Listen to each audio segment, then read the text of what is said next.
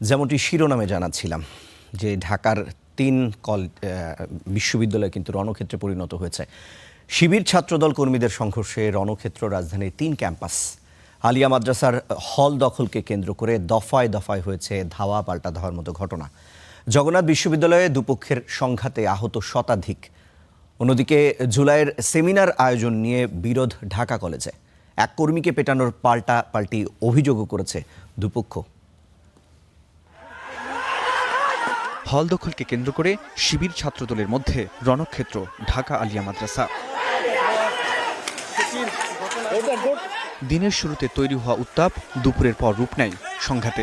লাঠি সোটা নিয়ে দুই পক্ষের মধ্যে চলে ধাওয়া পাল্টা ধাওয়া। দফায় দফায় চলা সেই সংঘর্ষ নিয়ন্ত্রণে বেগ পেতে হয় পুলিশকে।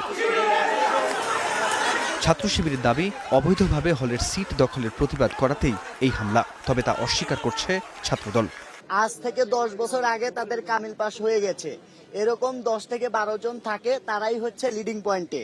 আমরা স্যারদেরকে বারবার নোটিশ দিয়েছি, স্যার যাদের হল কার্ড নাই, যারা নিয়মিত ছাত্র না অনিয়মিত ছাত্র, তাদেরকে বের করে দেন। এই কয়টা রুমে তারা হচ্ছে মাদক সেবন করে। আমাদেরকে দেখা মাত্রই তারা কি ইট পাটকেল দিয়ে ধাওয়া শুরু করে। এখন এটা নিয়ন্ত্রণে এসেছে, কোনো সেভাবে কোনো মানুষের যানবাহনের কোনো ক্ষতি বা কোনো কিছু হয়নি।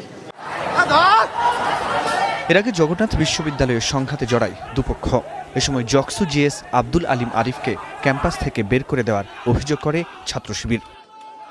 ছাত্র শিবিরের অভিযোগ, এক অনুষ্ঠানে ছাত্রীদের হেনস্থা করে ছাত্রদল। শিবির এর প্রতিবাদ করায় নেতাকর্মীদের উপর চালানো হয় হামলা।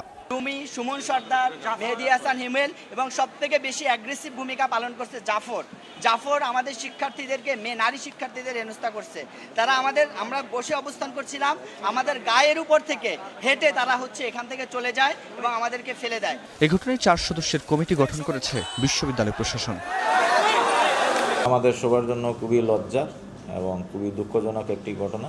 শিবির ছাত্রদলের সংঘর্ষ হয়েছে ঢাকা কলেজেও। এতে আহত অন্তত 10 জনকে দেওয়া হয়েছে হাসপাতালে। এ ঘটনায় পাল্টাপাল্টি হামলার অভিযোগ করেছে দুপক্ষই। সংঘর্ষের ঘটনার পর ক্যাম্পাসে ছড়িয়ে পড়ে উত্তেজনা। মোতায়েন করা হয় পুলিশ। ছাত্র শিবিরের দাবি, ক্যাম্পাসে জুলাইয়ের আলোচনা সভার প্রস্তুতি নেওয়ার সময় এক কর্মীকে পেটানো হয় বিনা উস্কানিতে।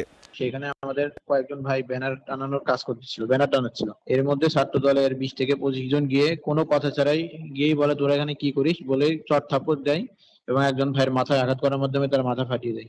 তবে ছাত্রদলের অভিযোগ, ক্যাম্পাসে তাদের কর্মী সভায় অংশ নিতে আসা ছাত্রকে শিবির কর্মীরা মারধর করায় তারা শিক্ষার্থীদের নিরাপত্তা নিশ্চিতে ক্যাম্পাসে অবস্থান নিয়েছে। আজকে সকালবেলা আমাদের পূর্ব নির্ধারিত একটি প্রোগ্রাম ছিল, বর্ধিত সভা ছিল। সেখান থেকে বের হয়ে ওয়াশরুমে যাওয়ার পথে আমাদের কতিপয় শিক্ষার্থীর উপর শিবির হামলা করে। তারই প্রেক্ষিতে আমরা আজকে এখানে অবস্থান কর্মসূচি পালন করছি। এদিকে ঢাকা কলেজে যেন বহিরাগত প্রবেশ করতে না পারে, সেজন্য সতর্ক অবস্থানে রয়েছে কলেজ প্রশাসন, জানিয়েছেন অধ্যক্ষ। হোস্টেল সুপারদের সবাইকে হোস্টেলে সতর্ক করে হোস্টেলে থাকার বাইরে কোথাও যেন না যায়, যে কোনো পরিবেশ হয়েছে, আর পুলিশকে অবহিত করা যেটা আমরা করেছি। ফরহাদ বিন নূর, স্টার নিউজ, ঢাকা।